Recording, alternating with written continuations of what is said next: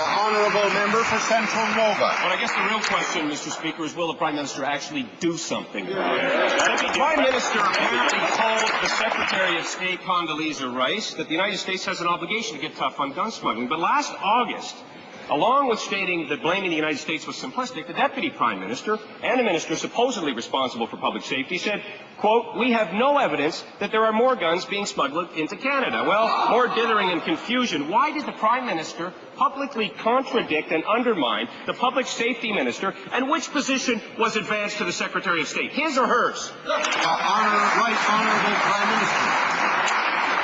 Mr. Speaker, not only did I not contradict the Deputy Prime Minister, I have supported the position she took, and I supported the position she took at the dinner, Mr. Speaker, when in the discussion we had on this issue, the importance of stopping gun smuggling, the importance of both governments on both sides of the border working to make sure that, in fact, smuggled guns do not come into this country, are not participate in these kinds of crowds. And I've got to say, Mr. Speaker, the Deputy Prime Minister argued the case very, very forcefully and successfully. The honourable member for Central Nova. The fact, Mr. Speaker, is the Deputy Prime Minister called the Prime Minister's position simplistic. Now, in spite of the fact that it's hard for customs officers to stop illegal firearms at the borders with flashlights, the Prime Minister says there are things that come from the United States that we don't like, and that Americans have a responsibility to stop the flow of guns into Canada. But the Deputy Prime Minister, again, August 25th, said that Americans, quote, have been very, very tough line on one of the toughest lines in the world in relation to guns being smuggled in or out of their country. A direct contradiction.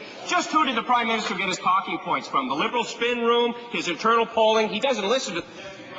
The Honourable Deputy Prime Minister. Mr. Speaker, there's absolutely no contradiction between the Prime Minister and myself, nor the Prime Minister and myself and Condoleezza Rice, because we all agree that gun smuggling is a problem. Gun smuggling is a shared problem, which is what I have said. And in fact, in response to the honourable member's question, obviously I would hope we all know that gun crime on the streets of cities like Toronto is about more than the smuggling of guns. We have to look at the root causes of crime. We have to look at whether we have the right laws.